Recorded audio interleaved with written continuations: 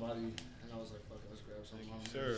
Once the shit gets legalized, you guys gotta have an episode where everyone just rips it, like we're passing around a joint. That would be crazy. Amazing. Yeah, I love that idea. That would be wild. Have you on that episode. Yeah. I'll come for that. Being here, fired up, literally. Dude, that would be crazy. Fired up edition. That would be sick. Soon enough. These glasses are crazy too. That's awesome. Damn, this is really a dope ass setup. Like now that I'm in here, this is crazy. This is awesome. You like the logo? I do. I love the logo. Trying to do it right. Dude, you know what my friend did to me? My friend, okay, so I was over at my friend's house, and I just bring my food everywhere, so I had Chipotle to go, and I took my Chipotle there. And he was like, yo, like, have this hot sauce. He gave me the hottest hot sauce at the, like, you know, at the end of the episode, it's, like, called the one or whatever. I don't know what it's called, but you put on, like, the last dab. You put one dot on it. Yep. He just gave it to me, but the logo was off. He took the logo off, and I was just caking my shit on. We're not friends anymore. I'm dead ass. I'm dead ass. Damn.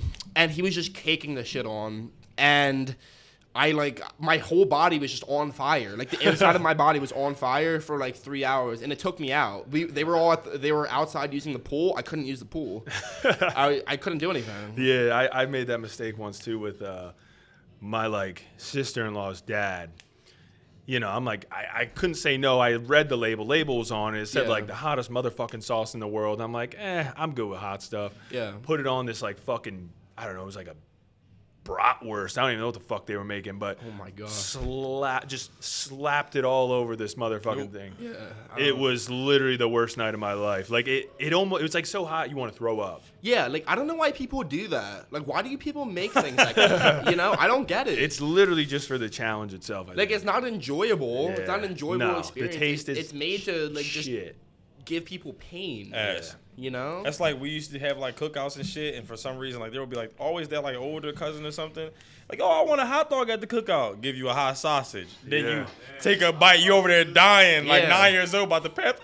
I can't do that. Like about to cry, all kinds of shit. Like drink a soda, bro. Oh my God! If you eat a hot sausage and drink a soda, you might as well. You know what I'm saying, sign that death warrant. Is that a bad combo, bro? Is that horrible like combo. Is that like an orange juice and toothpaste type? Horrible, like similar. Yeah. Horrible. Nothing but horrible That's combination. so right damn good. Damn. Bad, bro. It's terrible. All right, guys. I think we are in it officially. Oh, Happy rolling? Power. Yeah. David. I give you guys the green light. All right, bet. Action. So we're here with Sean Mills. Been a PWRBLD Gym member for like last 2 years, right? I think last 2 years more or less. Almost 2 years. You came in right after like the COVID. Right in the midst of quarantine. Yeah. Yeah, because that was when Tony was in the picture. Oh yeah. You and Tony kind of showed up around the same time, but you know, obviously you guys all probably know him, follow him on IG at Wheeze. But yeah, he's been here doing this thing for a while now, so we figured it'd be good to get him on, talk about what he's got coming up, and what is in the works for you right now? So I haven't really talked about it much publicly, just the people close to me know, but I'm actually 2.5 weeks out from like junior nationals / collegiate nationals. Breaking news. Yeah, in Chicago right now. Shit. So yeah, I was up in the air between doing Powerlifting America and USAPL just because of the whole IPF split. But I ultimately decided to go with USAPL just because most of the competitive people in each weight class are doing USAPL. And just to me personally, it didn't mean much going to Powerlifting America Nationals and then trying to qualify to go to IPF Worlds to potentially become a world champion if the person who was strong, or if there was someone stronger, like in the USAPL equivalent weight class, you know what I mean? Like, are you really the world champion if someone in the USAPL is totaling 50 kilos more? And so, like, that kind of whole thing, along with USAPL production value and how they do their meets, there was too much ambiguity with Powerlifting America and what their meets would end up looking like. And me personally, just 110 kilos is a better weight class. That was crazy. A better weight class for me. No, for real. So I just ended up going USAPL. So I was about yeah. to say, like, considering like Power in America is new, that I feel like that was bound to happen. Like, there's so many questions that need to be Yeah, answered. it's pretty unknown. Yeah, like it's something that came out like early last year. Did it come out Yeah, early last year? Like I through the mean, summertime? officially, I feel like only like 2 months ago. Yeah, Because yeah. at first it was like being talked about. You seen like an Instagram account come up, didn't know what was going on. Like there Literally. was no like real face of the federation. Right. So you're like, what the fuck's? Is this real? Is this a meme? Like, Yeah, you and I were talking about it like 2 months ago. We just didn't know what was going on. We didn't really know what was going to happen until January, and by then people were already on meet preps for potential meets, and so I was just like, I'm gonna go with what I know already exists and what works, which is USAPL. So I mean, I'm not saying that I'm gonna be here forever. I never like to put absolutes on things, but for the foreseeable future, it's going to be USAPL. So yeah, two and a half weeks out from collegiate / junior nationals. The way that they do that meet is weird because they have like juniors, obviously people 20 through 23, and then collegiates, who was just like anyone who attends a university. Okay, I was always confused about Yeah. that too. I was bound to ask you because I Yeah. was just always confused. So last year, the way they did it was people competed, like, regardless of junior or collegiate, 2 different divisions. They just did it on the same day. And, but the way they're doing it this year is they're just doing collegiate and then junior at the very end. So I was in this position between deciding whether or not I wanted to sign up for collegiate or junior because I qualify for both. Like, I'm a Penn State student and I'm 20 years old. And I ultimately decided to go with junior just because I looked at the roster and like who was signed up, and under collegiate there was like 30 or 40 kids under 110 kilos, and like their qualifying totals were like 500 to 600 kilos. basically, juniors are more competitive. Right. Yeah, exactly. So the like, you going juniors, where like you yeah. going where you gonna get work at. So in juniors, it was just much more competitive in terms of like there were like 3-4 kids that are totaling all above 800, especially like the kid who I went head to head with last year, who almost pulled for the win against me. So yeah, Who was that? I think his he name from, is like, Po' Boy on Minnesota or Instagram. something. Yeah. Poi Boy, Paul Harayo. He lives in Chicago. Oh, okay. But there's another one from South Dakota who's sponsored by PWRBLD named Arthur French. Oh yeah, he's a monster. Yeah, he's a beast. That kid is a freak. Yeah, and Arthur's actually coached by Paul. Yeah, that's So right. I'm competing against both of them, like, and we're all like all 3 of us are going Arthur's head to head. 110? Yeah, they're all 110. Damn, I mean, yeah, I guess that's. They're tall. I thought he was Weight maybe class. like 220, but Nah, Paul or Arthur is like 6'1", 6'2", and he's a big ass dude. he must just be hanging out with a bunch of big ass motherfuckers out there because he looks like normal size. You're like, oh, he's probably 5'10". Nah, yeah, They're all he's just huge. built different big units out there. I be cracking up because like whenever I'm watching somebody's social media and I haven't seen them in real life, I don't even pay attention to how they look in the camera anymore. I go find a squat video and look at the rack height. Yeah. That's Like smart. that's how I can tell because I thought there were some people on social media I thought that were taller than me. I meet them in person, they're like short. I'm like, what the fuck? I thought 9 times out of 10, they're smaller than you think. Right. Yeah, I mean, everyone looks like a monster, like on a video on Instagram. When you see them in real life, they're all like 5'5". You can look at the rack height, but just because there's so many different combo racks, what I like to do is I look at when they're squatting, I look at the proportion of the kilos relative to like the size of their body, like how big a red is like compared to like their head or like their like torso or whatever, because then you can really tell like how big someone Oh, is. yeah. I've had so many different people tell me that I'm bigger in person, which makes me wonder, like, I asked them this, I'm like, do I look small on Instagram? Like, what is it? And they're like, no, you're just like bigger. Like, I don't, Yeah. I just like still don't know what that means, but I'm just like, hey, like I appreciate it, I guess. Well, I think it's just rare. Like most of the time, again, I think everyone's anticipating, they have their perception of what you're going to look like. It's rare when somebody's like actually like, what are you, 6'1"? No, like 6 foot 6 flat. foot even? Yeah. But yeah, it's rare. Like you don't come across too many people that are like truly like jacked, strong, and then they're 6 foot. Yeah, I mean, I Powerlifting, guess so. it's like a very. Everyone's if like you're 5'8" and under. 5'8", you're tall. You know what I mean? Right. I still remember like when I was competing, the only time I ever made prime time, I was with like Ashton, Bryce, Wolfson. I think just switched to 105s. Yeah. I don't know. It was. I felt like a fucking giant when we were all weighing in. I was like looking around. I was like, They're all just small. I'm like, I don't know. This sport ain't for me. Like, these motherfuckers are way stronger than me, and they're fucking tanks. like, yeah, dude. They're like, they just got, they're stocky. But Yeah, it's always interesting when you see those people. Bodybuilding's a whole other thing, man. You go to bodybuilding shows like the Olympia. I remember like Dude, some of those dudes are these giants. Olympia competitors walk up, and I'd be like, "That's him, like that little dude."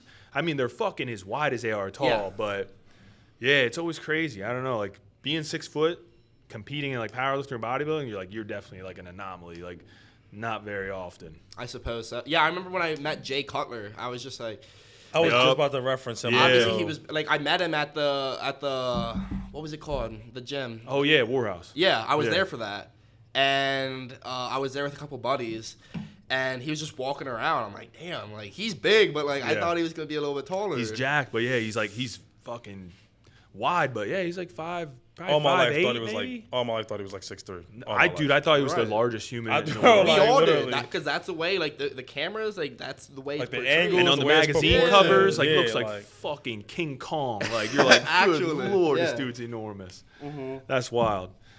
But yeah, so that'll be interesting to see. It said the actual nationals is in Chicago area, right? Lombard. Yeah. So it's the same venue as 2019 Raw Nationals. It's the same exact venue. So Got hopefully you. the production Alright. quality is the same. Because I wasn't even competing back in 2019 Raw Yeah. Nationals. I got right into it towards like November of 2019, right before quarantine. And I just remember seeing all the meet recaps of 2019 Raw Nationals.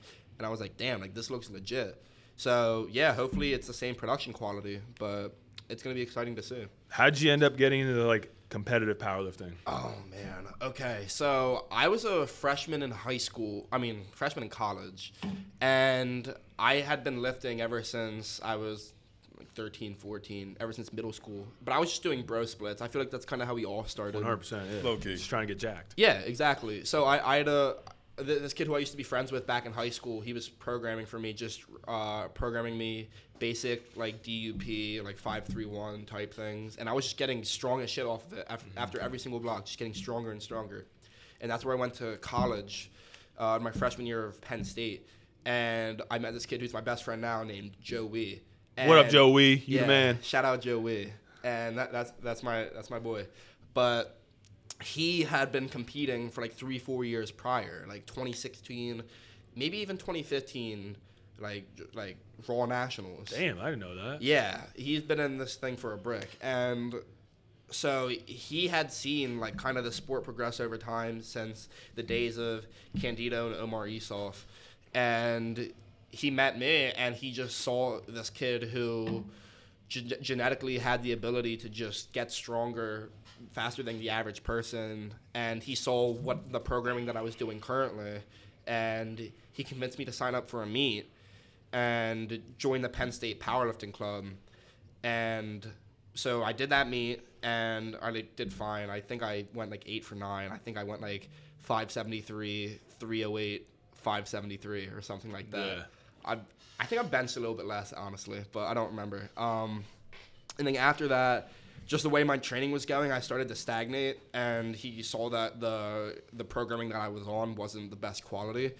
So he convinced me to get a coach. So at around like January of 2020, right after I went to this New Year's Eve event at Warhouse and like pulled my first 700 on like a pound plate or like a deadlift bar with pound plates and straps, he convinced me to get a coach.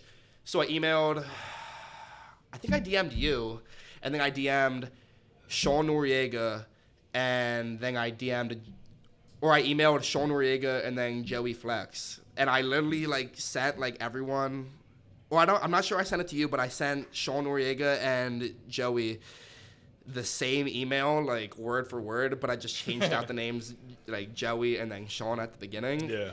And Sean didn't email me for like 3 months later. Sean, you fucked up so bad. No, it's all love. But, yeah, he just like didn't email me back, and then Joey got back to me within like a week, and he's like, "Yeah." I would have just, got like, back to him in fucking hour. Not even. Well, I think what it was I like after I pulled that 700, I think. Because that's when PWRBLD was starting, so I got followed by like the PWRBLD account, and then like CT_Whitney, and then I think we were just talking, and I think I said to you like, yeah, I'm coming back for spring break in a couple months. Let's like talk when I get back or whatever.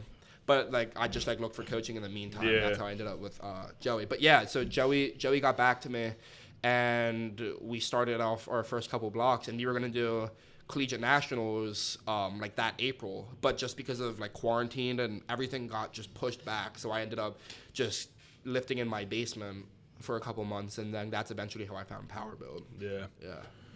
Damn. So you haven't even really been at it that long. Like 2 years. Yeah, that's 2.5. fucking crazy. Bro, I be swearing I'm old as shit. Like, I be feeling like I came super late and everybody's like right around the same time frame. Like, No, yeah, I mean, you were a little bit after Sean in PWRBLD, but like you had already developed like the base. yeah. I think it's interesting. Like a lot of people think a lot of these people who are like competing at a high level now have been doing it forever. They really haven't, because in the last podcast we were talking, like Alex, he knows Taylor pretty well, and like everyone's like, oh, Taylor's been training for like decades. Motherfucker's like 30, Yeah. but he only started, I guess, lifting when he was like done college and was like, all right, I'm gonna do something now. Yeah. So I mean, although yes, he's been at it a while now. When he was already winning Raw Nationals, like he had like just fucking started. Like, Right. Literally. That's wild. That's just, like, you know, it goes to show you, like, you know, everyone's kind of got like that initial ability, and everyone responds differently.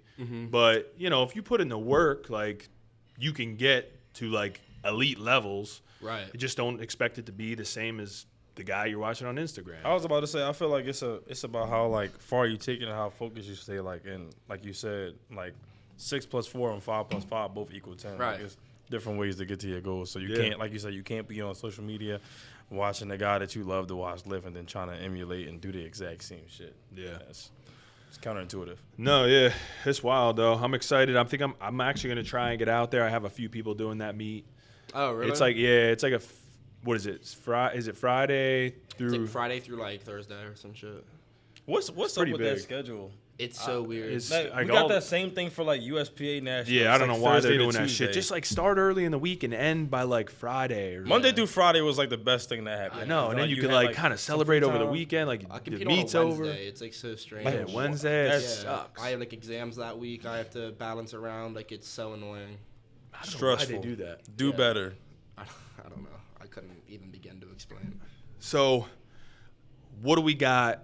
Are you willing to give out goals for the meet? Oh man, I don't like to do this because I just feel whenever somebody with some kind of presence puts out a statement just talking about what they're gonna do or what they plan to hit, it's a man. recipe for disaster. Some haters like writing it down in his journal, and he's like, "I'm gonna fucking grill him if he doesn't hit this." That's what I'm like. It sets you up for disaster because if you don't hit that, or if you say what records you're gonna break, this, that, and the third, and then you don't do it, it doesn't look good. So I mean, like anywhere, I'm trying to hit like anywhere between like mid sevens on squat and like low to mid sevens on squat, low fours on bench, and then hopefully mid to high sevens on deadlift. I don't want to say any specific numbers. Because anything can happen meet day, and it's always a humbling experience when meets don't go your way.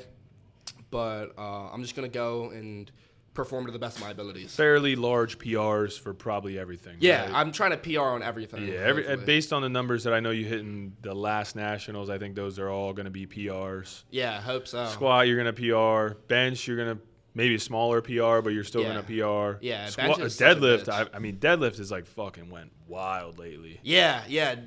So my meet PRs currently are 701, 408, and then 716 or 717. And yeah, just the way training's All been insane going. numbers already, but Yeah. just based on training. Yeah, feel like hopefully those are based off all- training. Those are all getting hit pretty casually. You could even like just kind of like you could probably sandbag and like you're hitting PRs. Yeah, So that's a good spot to be at. I was about to say, as far as weight, like, are you like not even worried about cutting or anything? I feel like you're not even close. No, so I pretty much wake up at weight. Yeah. Exactly. If anything, I'm working with my nutritionist fam to just kind of maintain weight, and then if I need to water cut, like if I need to spit a pound or so or a kilo or so, it shouldn't have any big effect. Right. So I'm not too worried about that. But it's more so just about after this meet, kind of staying at this weight and just kind of like recomping. Yeah, the 110s were like You were probably excited about the 110s, right? Oh, it was great. Yeah. It was great. Because Yeah. being 6 feet tall, and you know this, having to go all the way to 231, Yeah. when you really, in order to be competitive, you have to fill out your frame. It's tough to make it all the way to 231. So Yeah, 242 is amazing. Yeah, it's great. Because I was 105s for most of, like, that was all I did. That's all I did in USAPL. Yeah. And then going to the USPA, they had 242s. I'm like, fuck yeah, this is easy. Like, I usually try and sit around 240 myself. So I'm like, I can actually, like, try and get even bigger with no worry whatsoever. Because it's not it's tough for me to kind of, like, push past 240. I mean, my diet's shit. We already talked about this in Jeff's podcast. You just have so much going on. It's hard. It's just hard. Yeah, in reality, it's, like, not even necessarily like I'm eating, like, the worst foods. It's just not enough. I just don't eat enough. I don't, like, fuel my body enough, but whatever. We're getting there. But actually, yeah, I wanted to talk a little bit about, you brought up your, like, diet coach or nutritionist, but he's a, like, nutritionist, right? Yeah, my nutritionist. Because I've been seeing his name pop up fucking everywhere. Like, Yeah. what's going on with this dude? And, like, what type of effect do you think it's had? Because, I mean, how long have you been with, what's his name, by the way? Give him a little shout out. Just Famished Fit on Instagram. Yeah, like Famished Fit. Yeah. So, yeah, how long have you been with him? Ever since August or maybe July. So a little while. Yeah. And I feel like, I don't know, is there, like, correlation, obviously? Like, I feel like numbers have been, like... Yeah, I mean, well, he's definitely enlightened me a bit as to just kind of how you want to balance or, like, time your carbs with training and whatnot. He's given me my macros and... Heavy importance. Yeah, Oh, it's just, goodness. you know, he's taught me a lot more about eating right and kind of how you want to time your foods and what you want to do. And he's given me a lot of cooking recommendations as well. You know, just I'm trying to eat more whole foods as opposed to just a lot of artificial stuff that's not necessarily, like, quality. How much Fairlife you drinking a day right now? I'm still okay, so we have a thing where, like, he's tried to wean me off the Fairlife because it's just, he's told me that it's just better to be eating your foods as opposed from drinking your macros. Just given my lifestyle with having to balance, like, all these courses and then trying to start, like, my own business and then managing crypto and then training and just all these different things, I do have to drink a lot of my macros still. So I'm trying to limit to, like, 1 2-liter or not 2 liters. What's it, like 1.4? A half gallon. It's like a half gallon of I think they're like half gallon. I try to limit myself to, like, 1 of those a day. I try. But, like, it used to be, like, 2 to 3 of those a day. Yeah, you used to fucking hammer them. Yeah, I think you, like, you got Julius on this, like, Sean drinks Fairlife, so, like, everyone's gonna drink Fairlife. It's like, Bro, we were in motherfucker, fucking drink college. or eat some real food. Right, Like, he's all I see him do is drink Fairlife. I'm like, dude. Yeah. He was clearing aisles in Cali. Like, he was clearing. We No, went to I know. Target. I put a lot of people, I'm going to take credit for it. I put a lot of people on a Fairlife. It was definitely, it had to be you. I mean, like, I didn't see it before you started, like, always having one in your hand when you walked in PWRBLD, like, Conchi. I don't know. I was like, this kid really likes fucking chocolate. They're milk. not bad either. It's just like It's good I macros. can't- It's just a Yeah. lot of sugar, but it's just like, eat your damn food, bro. Yeah, Like, if you can eat a real meal. Go get a rice cooker. You know what I Yeah, mean? it's a like- rice cooker is your best friend. Even people with, like, you know, they go crazy with, like, their whatever protein supplements they take. It's like, guys, if you can get it through your real foods, It's better. It's better. by for all you. means, that's better. Like, Yeah. the protein powder is a supplement for a reason. It should supplement what Whatever you're you've already had. Yeah, exactly. eating in your regular diet. So, Yeah. So I have kids on Instagram, like, tagging me in their Fairlife purchases, and it makes me cringe because it's just like, yes, like, the Fairlife's good, and I used to drink a lot of Fairlife, but, like, you should be eating food, you know? yeah. Especially like being like younger. I feel like you should. Fuck that's yeah, just you're easy. literally in your prime for growth. Yeah. And you're literally just drinking chocolate milk. Like, Right. what the Yeah. It's not good. No, but I also wanted to get into, because, like, and we've talked about this, like, before, but you obviously exploded onto the scene, like, came to the gym, you were already strong, but your numbers started going crazy, Instagram started going crazy. How, like, I don't know if we want to get into, like, some of the stories or, like, DMs and stuff like that, but, like, what's it been like dealing with becoming more popular? And you are now, like, you're an influence, like, you get motherfuckers that come to the gym, they got your haircut, they got all your fucking brands that you wear. I have a story in specific I want to bring up, I want to ask you about, but I want to let you answer first. 'Cause Okay. That shit was hilarious. Yeah, I mean, that's a lot to unpack, but it's definitely, I don't know, it's been something, because, like, I didn't really ask for this, you know what I mean? I kind of just always posted what I wanted to, like, I started posting my lifts when I was a freshman in college, and I didn't expect to gain a following or anything. I was just lifting in the intramural building at Penn State on like some noodle bars and pound plates, and just posting my lifts from like my basement during quarantine. And I didn't think I was going to gain a following or anything. I just kind of posted them to document my progress. And eventually it got posted on like King of the Lifts and then like another page called Rising Lifters. And that's when like my following went from like 7 to like 1,000, like 700 to 1,000. And then from there it went from like 1,000 to like 2,500, and then it just started taking off at like this crazy rate to where like I'm at like almost 45K now. And it's opened a lot of doors for me, and like I would never trade it for anything else, just because I'm very grateful of the situation I'm able to be in now and the money I'm able to make from it. But it's, I don't know, sometimes it's like there's like pros and cons to it, you know.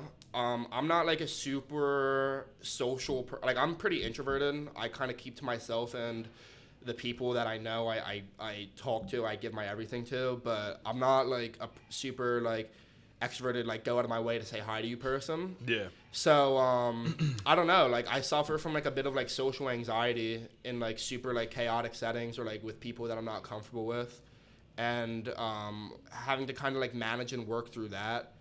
While being like, I hate the word, but like influencer, you know, it's tough, you know. So I just feel like sometimes I'll come to the gym and I just want to be like anyone else and just like put my headphones in and just lift and not worry about any of that.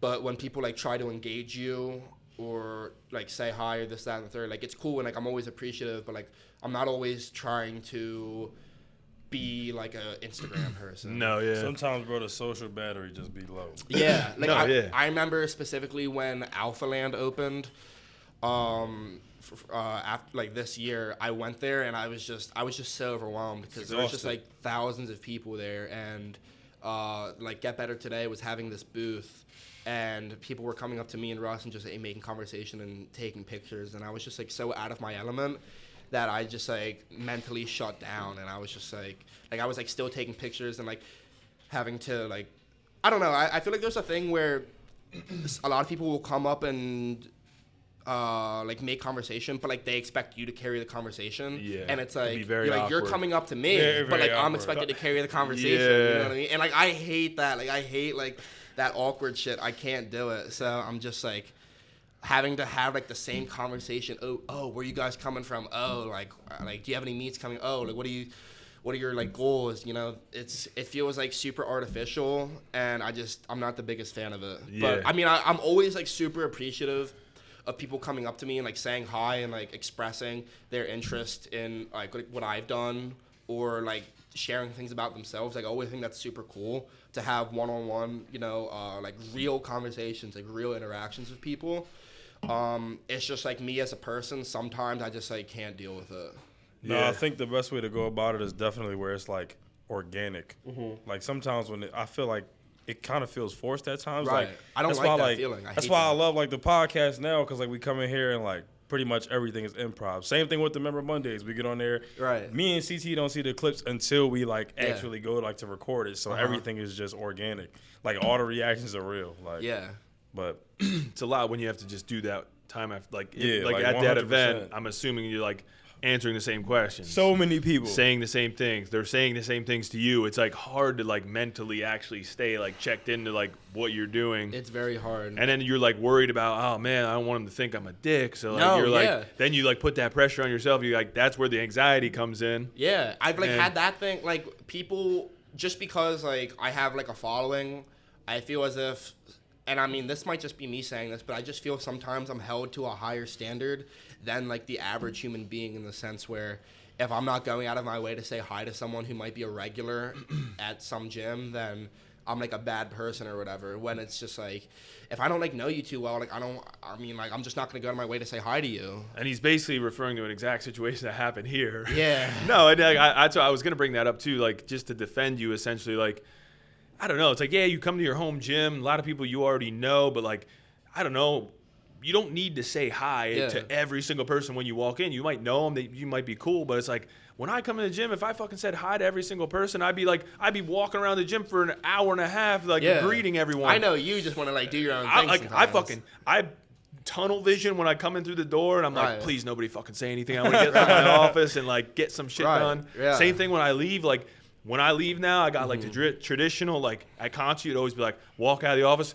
Peace, and then I like bolt through the door because like like if I came up like see you later, man, did all that like it's an extra like 20 minutes. I end up talking to somebody about something. It's like I don't know. I totally get it, and I can't even imagine like you now. It's like on a whole nother level. It's just like I feel bad in a sense. Like just let the kid like he wants to train, like takes his shit serious. Like he's in the zone half the time. Like let him be in the zone. You know what I mean? It's like And what I'm not saying like. Don't come up to me or like don't talk to me at all. You know what I'm saying? But it's just like if I'm trying to lock in for a top set, just like let me hit that top set or like let me focus on my compounds. Like you can come up like before or after and like, you know, shoot the shit or whatever. But I just like sometimes I just need to like lock in. You know, like I remember it's like the same thing with like people asking questions about their form because like I don't think I'm qualified to give form advice. So like please don't ask me about your form. You know what I mean? Coach like, Sean. Yeah. Like if I was qualified, I'd be charging people, but I'm not. But I mean, it's super cool to have genuine interactions with people, like you were saying, Jeff. Or if someone wants to come up and like take a picture, or whatever, that's cool and all too. I remember the first time someone asked me for a picture at the OG Conchi power build. I was like, why do you want a picture of me? Like the fuck? Like why do you want to take a picture? Like I don't but like I don't know, it's cool to see over time like how that, you know, it was a new experience. I didn't know what that was like. Well it came on strong. It was like one day it's just like all of a sudden like people just wanted to pick like when we went to Adelante and them dudes came up like we were just talking. I was like, oh, let me back up. Like shit. No, it's always cool. I love that. And that's like more so for the kind of in-person aspect of it, but like more so like when we talk about like the online aspect, I've seen a lot of weird shit.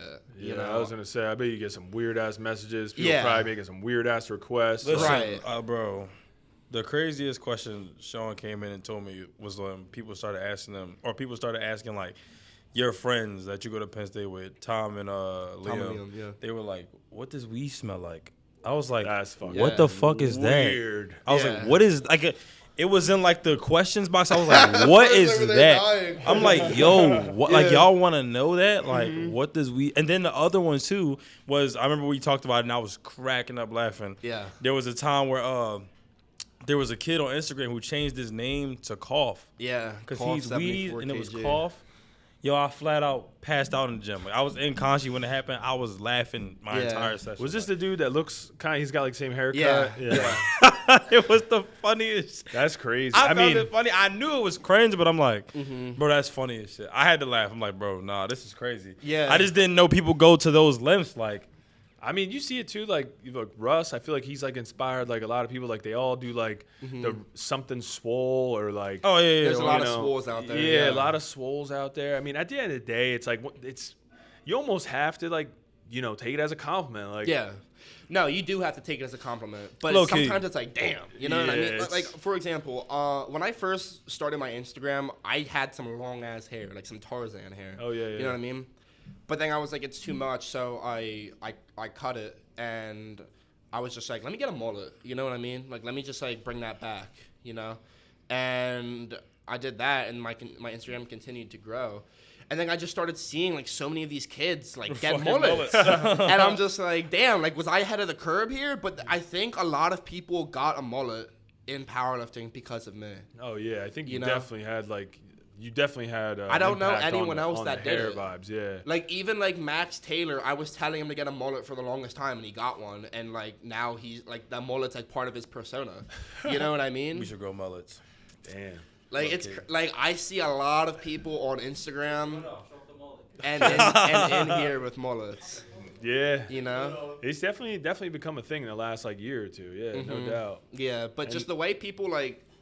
I've had a lot of positive, great experiences on Instagram, but a lot of people, like, going into, like, kind of some of the negative, a lot of people talk to you and treat you as if, like, you're not human just because you have a following and, like, you don't have feelings or, like, you don't, like, take anything to heart or you don't, like, they can just say whatever they want, and it's like, damn, like that's like really crazy because I know most of these people would not say it in person unless they had something like very wrong with them. Because I'm just like not one of those people that you can say that in person to. No, yeah, it's like people just say anything on the damn internet. Like, it's just to try and get a reaction. Yeah, it's to get a reaction, you know. And I'm usually pretty good about not responding.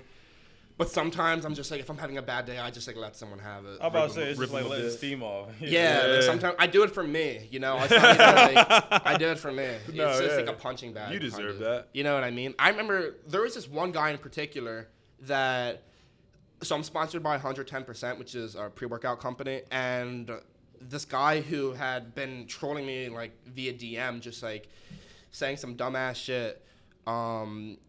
He sent me a message, and it was like a video, and he's like, "Hey, my bad, dude. Sorry for trolling you all these times. Like that was a dick move of me, but I used your code on 110% to buy some pre-workout, and I just want to let you know that. So it's a bit of money in your pocket."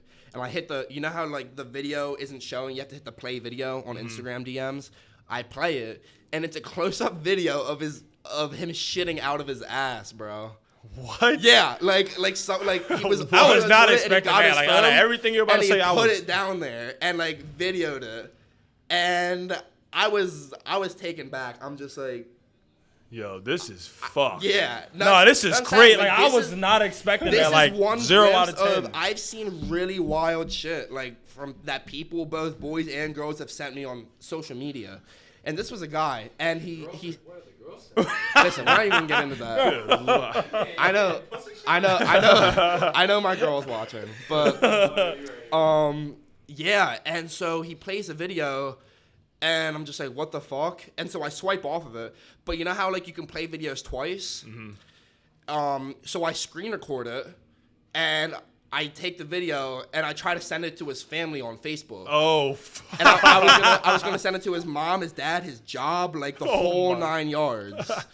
And I like put it on my story. I was like, if anyone has any info on this guy, DM me right now. Yeah. I'm gonna ruin this guy.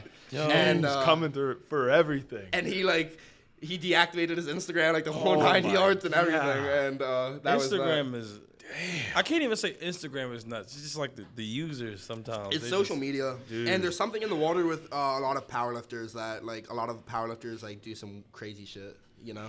It is. I don't know what it is. It is getting weird. Like, man. do we not remember like that we are people outside the gym? Like people don't care, you know? They just say wild shit. They'll say anything. I don't know if it comes from a source of insecurity or envy or if it's just trolling. I don't know what it is. Boredom, yeah, insecurity, jealous. It's like everything. Yeah, and you just imagine like they have this platform where they could do whatever they want with basically no consequences. Yeah. No, for real.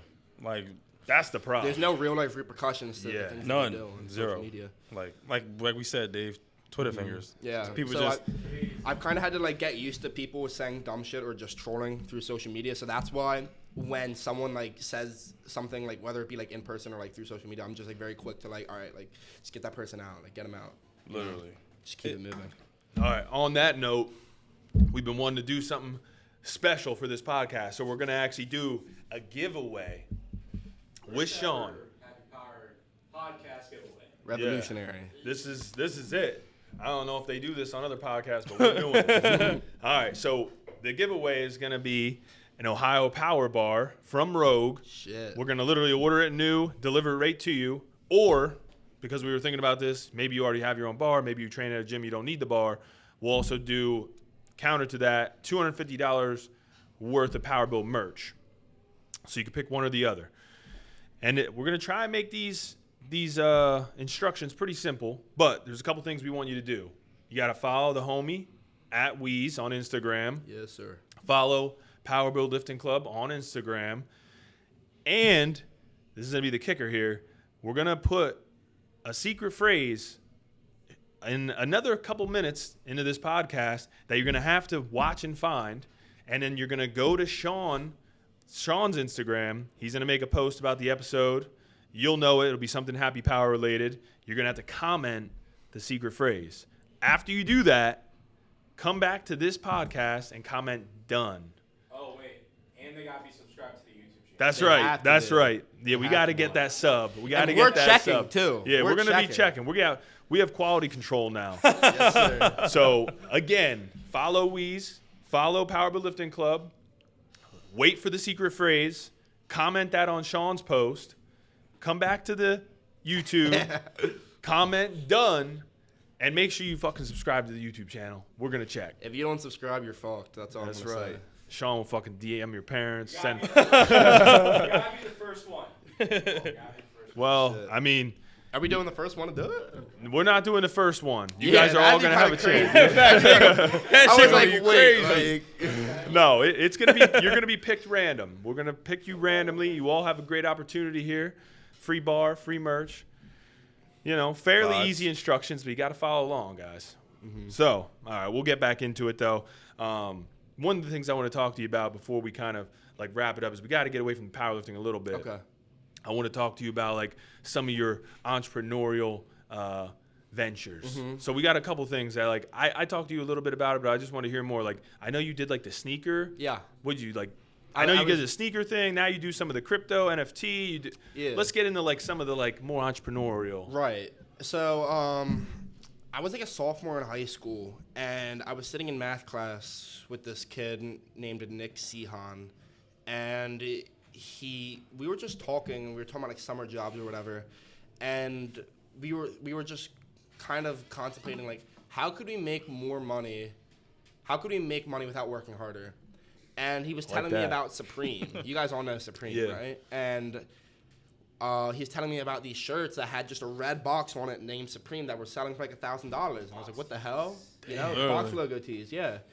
And so lo and behold, like we got into flipping Supreme just like while in class. Like it'd be 11 a.m. on a Thursday and we'd get on the Supreme site and buy anything and then flip it like an hour or so later for like $100 more.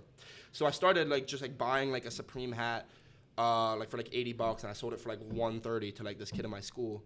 And then just like scaling myself over time, buying more and more Supreme items every single week to the point where Supreme ended for the spring and what was left was sneakers. And so that's when I got into sneakers. And sneaker reselling is a whole world in itself. Like getting into like the sneaker bots and all of that, like computer programs and having to flip shoes over time. And I would sell shoes to like StockX and Stadium Goods. And I did that since until like sophomore year of college. And so I got like a good like 4 years out of it and I made a lot of money doing it. But eventually what happened is that so many kids got into trying to flip sneakers that the supply of sellers outweighed the demand of like people of sneakers, you know. It's just basic supply and demand. So what you'd see was that the profit margins were getting a lot lower over time to the point where it wasn't really worth the hassle and profit to do anymore. Oh, that shit was nice. Kind of like regulating the market. It was just like there was just way too many flippers involved. Like and- it seemed like at first it was like monopolized, like it was like a small amount of people selling a lot of Yeah. shoes, and then as you see it started like and you see like all these like expanding a little 13, bit. 14-year-olds getting into Literally. it, using their mom's credit cards to buy sneakers. Oh, 100%. And just undercutting each other over time just drove the profits way down to the think- point where it just wasn't profitable anymore. I was in like my sophomore year of college when I found out people were using bots. Like Yeah. I wondering why like I can't get any sneakers during the fucking drops, and like Yeah. it's because like kids are buying like 30 pairs of sneakers with a bot. Yeah. I'm like, Best days were camping outside the store. those were the Right. fire days. Like Yeah, in when the person Legend is still a Blues good came method. out, all that. Like, dude, people were outside with tents. That's how you made like good friends. Like Right. literally, you outside Yeah. in line with randoms. Those just- were memories. No, for real. But it just got to the point where it just wasn't worth the hassle anymore. And that's when someone who I met through sneakers started telling me about NFTs. And that was in June of this year or last year. And that's when that was like right before the whole NFT craze really picked up. So I got in early. Like it wasn't like as early as like the beginning, but June, like May and June was relatively early relative to all the people involved in NFTs now. And I was able to make a lot of money doing it, like a lot of money. And that's kind of where I am now, just investing in Ethereum and then also NFTs and just trying to make even more money to the point where hopefully like I can kind of chill and like establish myself a couple streams of passive income and Live then on a kinda beach. just do what I want. You know what I mean? No, yeah. Having like financial freedom. Right. But yeah, when like the NFT thing's kind of new to me. Like Yeah. I dove into crypto a little bit Yeah. a while back, but the NFT thing of late started trying to learn a little bit more. Like where would like how did you kind of like? I know you said you obviously had like a friend that like kind of give you a little insight, Yeah. but like how do you keep up with this shit? Everyone's telling me like you got to be on Twitter. That's like It's how a big you- learning curve. Yeah, it's just like this weird world that like I don't know. It's like almost like a little overwhelming to get into. I'm just Oh, like for I don't know if sure. I have enough time to like fucking dive into this. No, shit. yeah, you need to kind of put your all into it because if you want to half-ass it, you're likely going to lose all your money. Yeah. Especially with how many people are involved and how competitive it is now. But Dude, there's NFTs for everything. I Yeah. found there's like a basketball. It's called definitely NFT, blowing like, up. moment. Yeah. It's blowing up. yeah, Everyone's like doing NBA NFT. Top Shot and all that. It's crazy. Yeah. I would say Twitter and Discord are your best friends. Just following the right people on Twitter. There's like a whole NFT culture on Twitter. No, yeah. Literally. And Discord, like servers for each different project, like NFT project that's out, but then just like sources of information for people trying to flip NFTs. But like if you want to get into it, you really have to have a large bankroll to get it. I started with $1,000. Now you can't do that anymore. You got to start with like at 10. like at least $10,000. Yeah. Just being realistic, if you want to get into it, and even then, your margin for mistakes is very small. Like you can't really fuck up at all.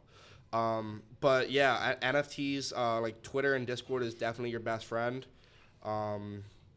But yeah, it can be very lucrative if done right.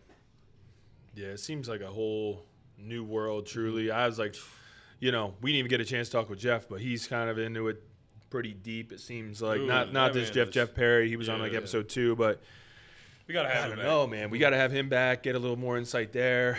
But One thing I'll say for the people, anyone that's going to get into NFTs that I need to disclaim is that most NFTs are scams and that most are going to eventually go to zero over time. It's the very less than 1% few projects that will actually stand the test of time and create value for their holders. But don't just think that you're going to buy any NFT and then sell it for 100, 200%. It's not going to Yeah. happen. is there a way, like, you I was got about any to say, is there a way to, secrets like, that, check like, the you know, validity or, of- like, you, like, one... Yeah. What's, like, a standout, like, this shit's junk compared to, like, all right, Right. this might actually be good? Well, you got to look at like the team. So this is what I'm saying. Where like you have to be all in because you have to know the culture and know the people that are creating these teams of individuals in order to make a project. And you have to look at what they're trying to accomplish or whether or not it's feasible. You have to look at the artist and see if people actually value their art.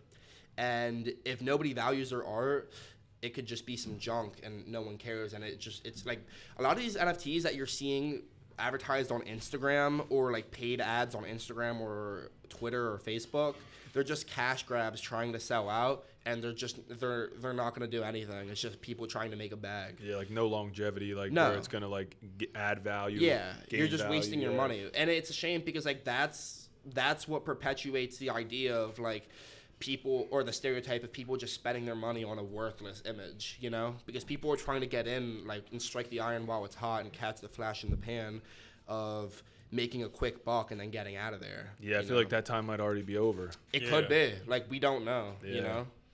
Like, I know there's...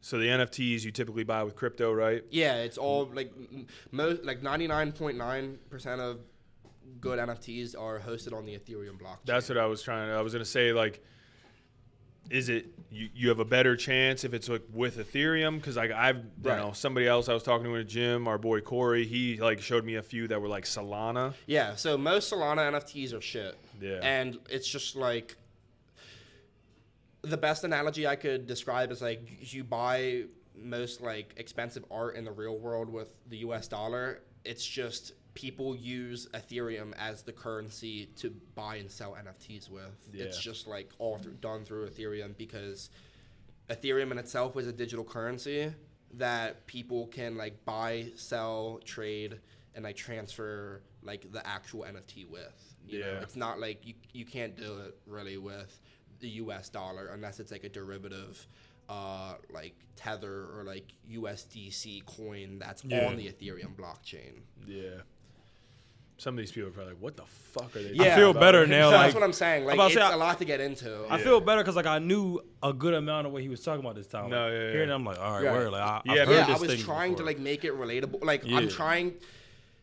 That's what I'm saying. It's a learning curve. So like, literally. in order to know how it works, you have to really get into it. But I'm trying to make it understandable so most people can understand. Like literally on my way out of college, like I was an economics major, and like literally NFTs started to pop off as I was like getting out of college. So we didn't learn too much about it, but like just to, like you said, the derivatives of different like currencies is important for like I know NFTs and cryptos and shit like that. So And I think it's also like, yeah, there's going to be probably a ton of opportunities going forward for NFTs, but like they're going to be like, yeah, like I was going to get into this like Solana one, but I was like, I don't know, like just seems like it was like cheaper to get into. You know what I mean? Like you could probably pick one up for like a couple hundred USD. It was like, I don't know what it was in Solana, but like it would have cost me like $300 to get. And I'm like, I don't know. I'm like, is this like. You don't remember the name of the project, do you?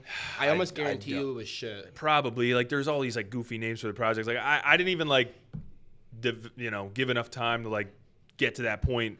But if it's to the point where someone in here is trying to show you a project, it's likely shit. Yeah.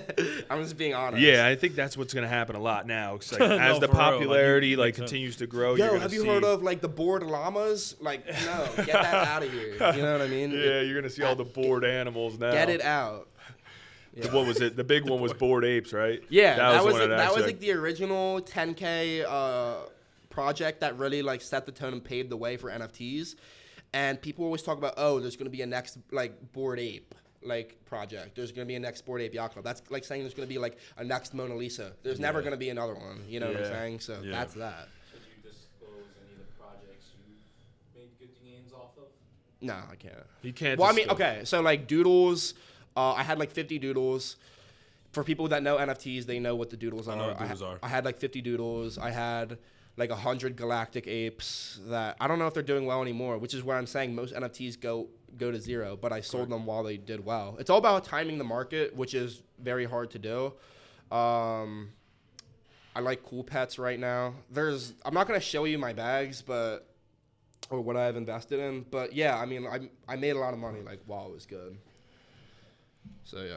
What was I going to say? I just didn't want to say it for tax purposes, but I mean, I think most of my shit is already doxed, which means like it's already out there to the public, so it's whatever. That's what I was going to say. As far as the NFTs go, just for like, some of the people watching, what, like, I don't know, maybe now it's kind of like individual, but per project, is there a time you have? Like if you buy in, is there a time that you have to flip, or is it kind of like, I mean, it's free reign, but like there's usually a pattern in which NFTs follow when it comes to price action or what they're going to. I Like, feel low like key, they if you tend wanna to make flip money. quick, right? Yeah, like exactly. people tend to buy, and then it's like they're already like looking to sell. That's what I'm saying. So hence the undercutting, and it drives the prices down. Yeah. So oftentimes you'll see when a project releases, they have what's called a whitelist, which means it's like a VIP, like you get to mint this before the general public. Yeah. So people who are able to get on that list, they usually are able to sell for a premium because most of the supply isn't out yet, so the supply is low.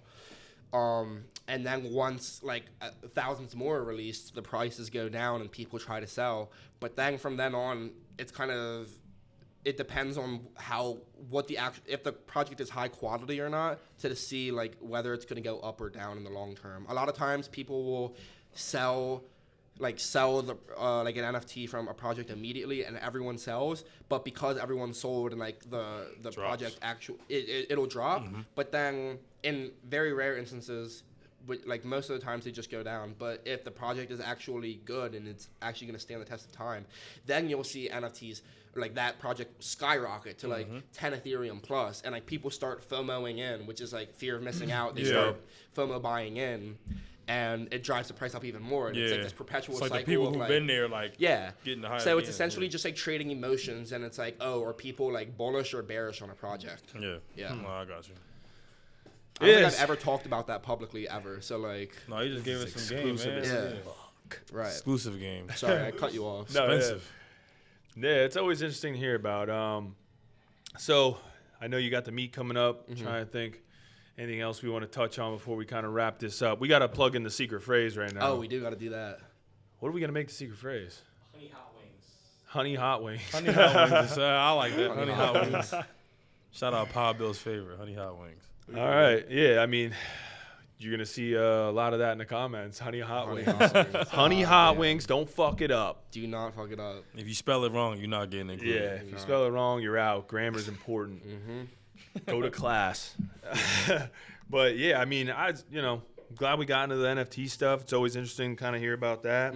But I say, man, when you think of HappyPWR, don't just think about like people coming in. We talking about weights, man. It's a lot of variety on here. We Yeah, like I to mean, talk about different powerlifting's shit, great, you feel me? but we Right. want We got lives, some of the other stuff. motherfucker. Like, Everyone's I been heard that. requesting like the business stuff. They want to know the behind the scenes. I think like everyone's like Oh. NFTs are popping right now, the crypto game, like, and I feel like nobody really knows what the fuck they're doing with that. So it's good to like get some real insight on somebody who's had a little success with it. Most people don't know what the fuck they're talking about. And that's why it's like I'm almost hesitant to talk to people in the gym about it because I'm like, I don't know, dude, like, like, I don't I even know don't- what you're saying. You don't even know what you're saying. Like, we're wasting time right now. That's like, what I'm saying. Like